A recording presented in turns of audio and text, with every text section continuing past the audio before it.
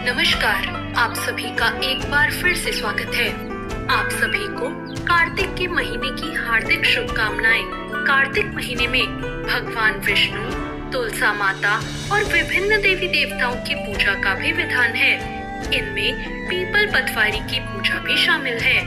इस पूजा से जुड़ी एक गुजरी की कथा बहुत प्रसिद्ध है, जिसे कार्तिक के महीने में पीपल पतवारी पूजते हुए सुना जाता है। आज मैं आपको वही कथा सुनाने जा रही हूँ। एक समय की बात है, एक गुजरी थी। उनका दूध दही बेचने का काम था। उसने अपनी बहू से कहा कि जाकर दूध दही बेच आए। जब उसकी बहू दूध दही बेचने निकली तो रास्ते में उसने देखा कि औरतें पीपल पतवारी सींच रही थी। इस पर उस बहू ने उन औरतों से पूछा, आप सब ये क्या कर रही हो? औरतों ने कहा, हम पीपल पतवारी सींच रही हैं। ऐसा करने से घर में धन धान्य बढ़ता है। वो बहू बोली, ऐसी बात है तो मैं भी सींचूंगी। तुम तो पानी से सींच रही हो, मैं तो दूध दही से सींचूंगी। अब वो गुजरी बहू जब दूध दही बेचने निकलती तो दूध दही से पीपल पतवारी को सींचती, और जब सास दूध दही के रुपए मांगती तो वो कह देती, महीना पूरा होने पर हिसाब दे देगी। ऐसा करते करते कार्तिक का महीना पूरा हो गया। अब उसके पास अपनी सास को देने के लिए पैसे तो थे ही नहीं। अब वो जाकर पीपल पतवारी के चरणों में बैठ गई।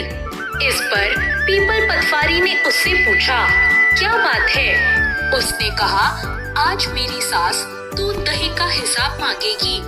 मेरे पास तो कुछ नहीं है। मैंने तो दूध दही से आपको सींचा है। पीपल पतवारी माता बोली, रुपए तो मेरे पास भी नहीं है। ये पत्थर और पान के टुकड़े हैं, इन्हें ले जा। वो बहू वही अपने साथ ले गई और उसे अलमारी में रख दिया। इसके बाद डर के मारे वो चादर ओढ़कर सो गई। कुछ देर बाद जब उसकी सास आई तो बोली, बहू दूध दही के रुपए ला। बहू ने कहा, मैं जो लाई हूँ वो मैंने अलमारी में रख दिया है। सास ने अलमारी खोलकर देखा तो उसमें हीरे मोती जगमगा रहे थे। धन का ढेर लगा था। सास ने बहू को आवाज लगाई, बहू इतना सारा धन कहाँ से ले आई? बहू ने आकर देखा तो सच में धन के भंडार भरे थे। इस पर बहू ने सास को सारी बात बता दी। सास ने कहा, अब मैं भी कार्तिक मास में पीपल पतवारी को सींचूंगी और खूब धन कमाऊंगी। इसके बाद जब कार्तिक का महीना दोबारा आया तो सास भी दूध दही बेचने निकली। अब जब दूध दही बेचने के बाद खाली हांडी बचती, उसमें वो पानी डालती और पीपल पतवारी को उसी पानी से सींच देती। पूर्णिमा के दिन उसने अपनी बहू से कहा कि वो उससे दूध दही के रुपए मांगे। जब बहू ने रुपए मांगे तो सास भी जाकर पीपल पतवारी के चरणों में गिर गई और कहने लगी, मुझसे मेरी बहू रुपए मांग रही है। इस पर पीपल पतवारी माता ने उसे कहा, मेरे पास तो पत्थर और पान के टुकड़े हैं, ये ही ले जा। अब सास ने उन्हें ले जाकर अलमारी में रख दिया। इसके बाद जब बहू ने अलमारी खोलकर देखी तो उसमें कीड़े मकोड़े मिले।